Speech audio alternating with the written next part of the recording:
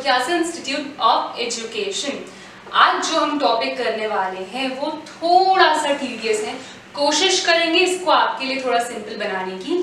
कुछ ऐसे टर्म्स जरूर आ सकते हैं जो आप चैप्टर नंबर 3 में नहीं पढ़ेंगे, chapter number 4 that is structure of atom में उसे डिटेल में पढ़ेंगे, तो कुछ कंफ्यूजन यहाँ पे लाइव हो सकती है। तो हम कोशिश करेंगे आपको जितना समझा पाए उतना समझाने की, नहीं तो बाकी कॉन्सेप्ट जो आपका क्लियर होगा वो होगा chapter number 4 which is structure of atom में। अब हम जो आज टॉपिक कर रहे हैं दैट इज एटॉमिक मास।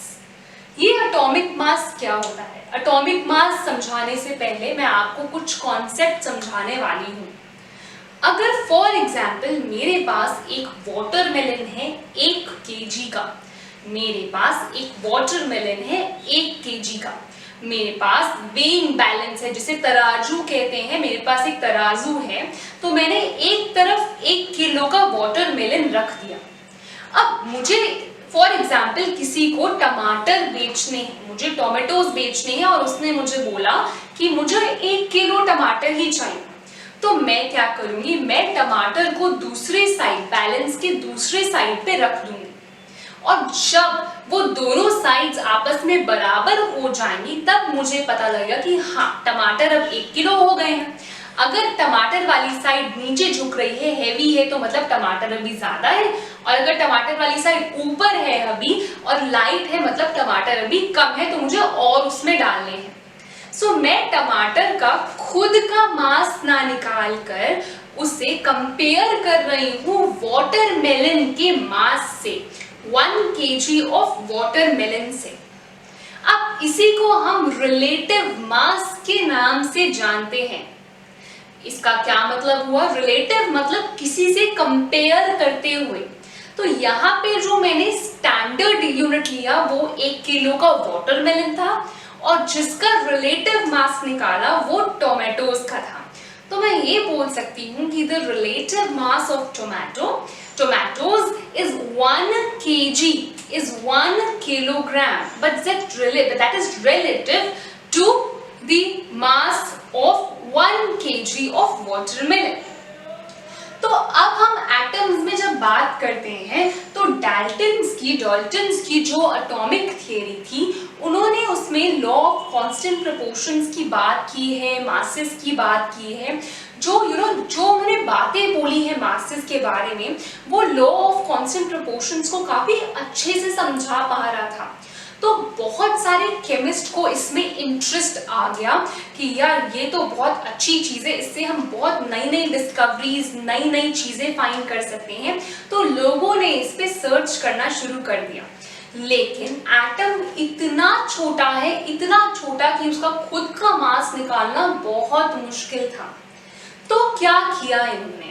तो इन्होंने किसी एक लेट्स अज्यूम उन्होंने बहुत सारे ऐसे बेस लिए जिसको कंपेयर करके वो एटम का मास निकाल पाए, क्योंकि एटम का खुद का मास निकालना मुश्किल था एब्सोल्यूट। तो इसलिए उन्होंने सोचा चलिए अभी जितनी भी नॉलेज है उससे हम रिलेटिव मास निकाल लेते हैं, किसी को as a base, as a standard set करके उससे कंपेयर करके हम एटम्स के मास निकाल लेंगे, ताकि हम और डिस्कवरीज और कुछ थीसिस भी लिख पाए। तो अभी तक हमने क्या पढ़ा? अभी तक मैंने आपको क्या समझाया? मैंने आपको ये समझाया कि the Dalton's atomic theory suggested that each element had a distinguishing atomic mass.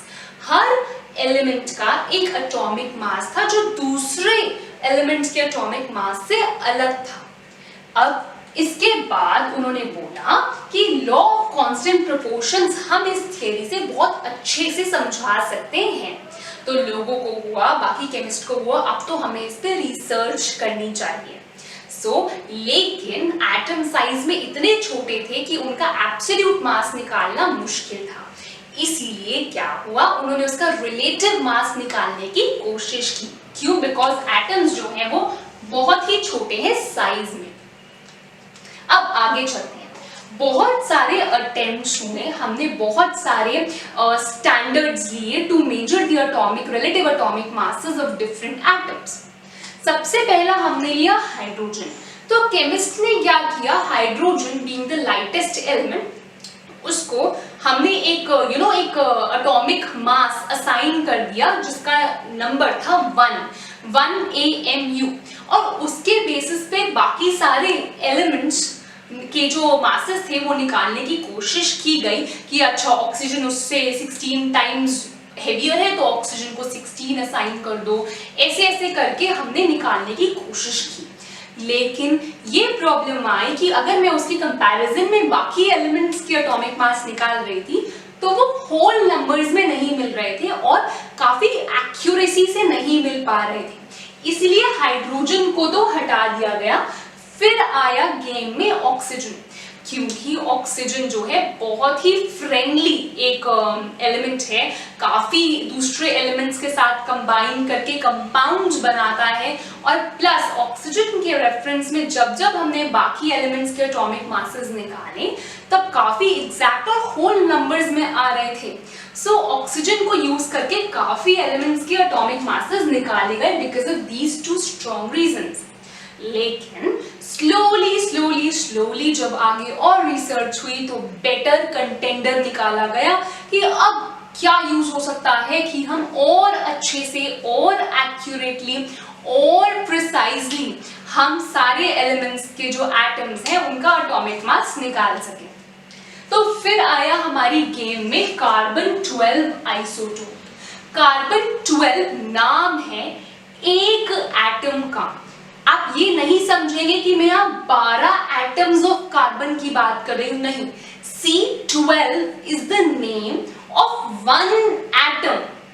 अब इसमें इसका मतलब क्या है, मैंने यहाँ पे एक वर्ड लिखा आइसोटोप।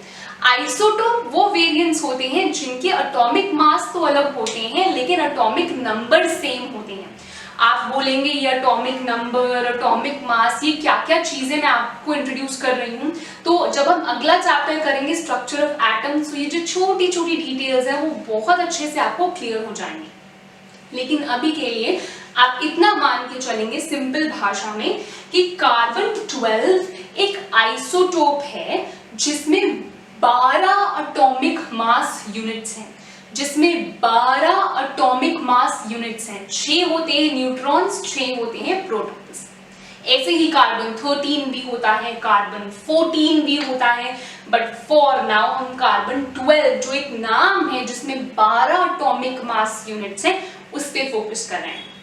अब इसको लिया गया एज अ स्टैंडर्ड और इसके दम पे इससे कंपेयर करके बाकी सारे एलिमेंट्स का, एटम्स का एटॉमिक मास निकाला गया, रिलेटिव एटॉमिक मास निकाला गया। अब ध्यान से आप सुनेंगे, अगर मैं बोल रही हूं एक वाटरमेलन है, एक ही वाटरमेलन है, मैंने उसको 12 हिस्सों में कट कर दिया, 12 स्लाइसेस में मैंने उसको कट किया। So when I'm cutting it into 12 slices, तो हर एक पार्ट 1/12 हो जाएगा उसका। हर एक पार्ट उस एक वाटरमेलन का 1/12 हो जाएगा। बहुत सिंपल सा फ्रैक्शन की बात है, बहुत छोटा सा फ्रैक्शंस का कॉन्सेप्ट बोला मैंने आपको कि एक फ्रूट को 12 हिस्सों में कट किया तो हर एक पार्ट, हर एक स्लाइस 1/12 हो जाएगा उसका। तो सिमिलरली यहाँ पे भी मैंने किया, मैंने बोला कार्बन 12 एटम में 12 AMU एटॉमिक मास यूनिट्स हैं, तो हर एक एटॉमिक मास यूनिट उस एक एटम का 1/12 हो जाएगा। और यही से आई ये डेफिनेशन जो कि इंपॉर्टेंट है पर बच्चों को समझ नहीं आती। अब मेरी कॉन्सेप्ट अगर सुना है आपने तो उसके बाद जब आप इसे रीड करेंगे तो बहुत क्लियर होगा कि one atomic mass unit is a mass unit equal to exactly 1/12 the mass of one atom of carbon 12। Carbon 12 का एक ही एटम है, उसके 12 AMU है, तो अगर एक AMU की बात करूं तो वो तो 1/12 हो गया। अब हम चल रहे हैं अपने अगले कॉन्सेप्ट पे जिसका नाम है रिलेटिव एटॉमिक मास, जो इतनी देर से मैं आपको समझाने की कोशिश कर रही हूं ताकि यहां तक आ पाऊं। सो ये जो कॉन्सेप्ट है इसमें दो चीजें रेशियो में मैं लिखने वाली हूं, जिसमें एक तो है एक एलिमेंट के एक एटम का एवरेज मास जो कि न्यूमरेटर में आएगा। न्यूमरेटर में आएगा average mass of one atom of an element, और डिनोमिनेटर में आएगा जो मैंने आपको अभी समझाया, 1/12 of the mass of atom of carbon 12, that is 1 AMU. Denominator में क्या आएगा, 1/12 of the mass of atom of carbon 12, which is 1 AMU. अब आप बोलेंगे आपको ये तो पता है क्या है, बट ये ऊपर वाला जो एवरेज एटॉमिक मास है वो क्या चीज है? बच्चे, एवरेज एटॉमिक मास जितने भी आइसोटोप्स होते हैं उनको ध्यान में, और उनकी परसेंटेज जो है कि कितने परसेंटेज में वो पाए जाते हैं, उसको यूज करके एक फॉर्मूला के थ्रू निकाला जाता है। और एवरेज एटॉमिक मास कैसे निकालते हैं वो हम next chapter structure of atom में करेंगे, जो आइसोटोप्स और आइसोबार्स के बारे में समझाएगा। अब आप सोचेंगे हर चीज तो स्ट्रक्चर ऑफ एटम में पढ़ रहे हैं, तो ये इसमें हम इसको कैसे समझें?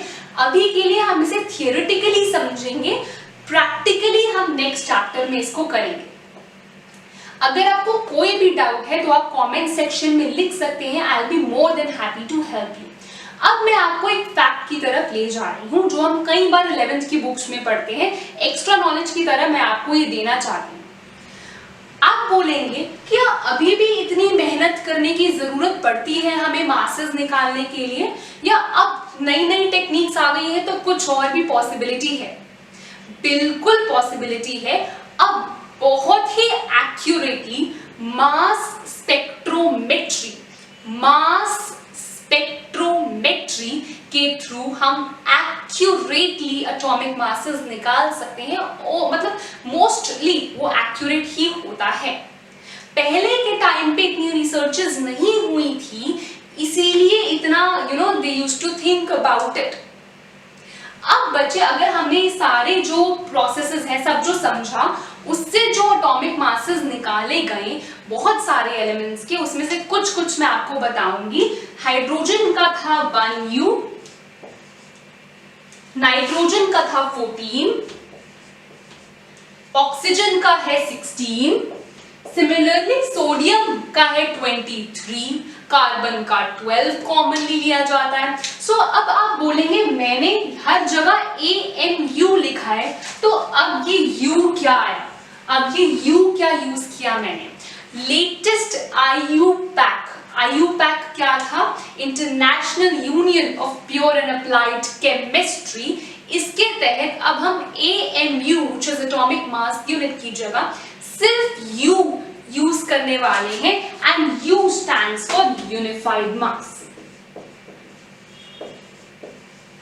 U stands for unified mass. तो आपको ये जो एटॉमिक मासेस हैं कुछ कॉमनली यूज जो आपकी बुक में भी टेबल में दिए हुए हैं उसे याद करने हैं। आगे molecular mass, formula unit mass, जो टर्म्स मैं आपको नेक्स्ट वीडियो में समझाऊंगी, उसके लिए बहुत जरूरत पड़ने वाली है। आई नो इस वीडियो में कुछ क्यूरियोसिटीज आपकी रह जाएंगी, आइसोटोप्स को डिटेल में समझना चाहेंगे, एवरेज मास को समझना चाहेंगे, काफी क्यूरियोसिटीज आपकी इस वीडियो के बाद रह जाएगी, और इन्हीं क्यूरियोसिटीज से हम डील करेंगे नेक्स्ट चैप्टर में। सो थोड़ी बहुत क्यूरियोसिटी होनी भी चाहिए, एक तरह का नॉलेज की भूख रहती है तो पढ़ने में भी मजा आता है।